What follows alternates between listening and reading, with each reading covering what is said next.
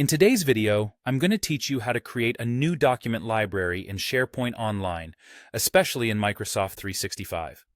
SharePoint's document libraries are an integral part of managing, organizing, and sharing files within a team or organization. So let's walk through this step-by-step process to set up your own library effortlessly.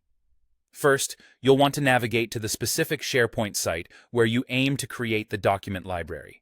This could be a team site, a communication site, or another type of site that suits your organizational needs.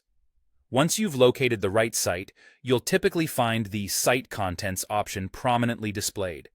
It might be in the left navigation bar, or nestled somewhere in the top menu, depending on your site's layout and settings. Now, for some of you, especially if you're on the site's homepage, there might be a more direct route available. Keep an eye out for a New button, possibly with a drop-down, where you might find Document Library as an option. This shortcut could save you a bit of time if it's there, so it's worth a quick check before proceeding. If you've followed this well-traveled path to Site Contents, you'll next need to direct your attention to the bright and inviting plus New button. Click on this, and a menu will appear. From this menu, go ahead and select Document Library.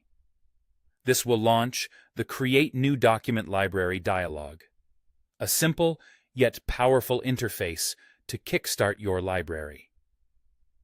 Inside the dialog, you'll encounter a few fields to fill out. Start by entering a name for your library.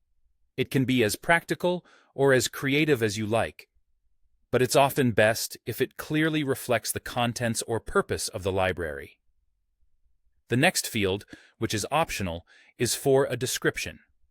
A clear description can help team members quickly understand the library's purpose, which can be particularly beneficial in larger organizations or teams. There's also an option to decide whether you want this library featured in your site's navigation. Selecting this will make the library more accessible, as it will appear in the site's menu for easier access by users. Once you're satisfied with your entries, go ahead and click on Create, and there you have it. Your new document library should now appear within your site. If you chose to make it a part of the site navigation, anyone visiting the site should also be able to see it there.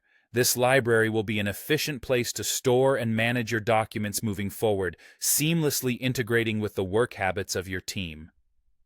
That's all it takes to create a document library in SharePoint Online. We hope this guide has been helpful and concise. Now get to organizing those documents with your new library.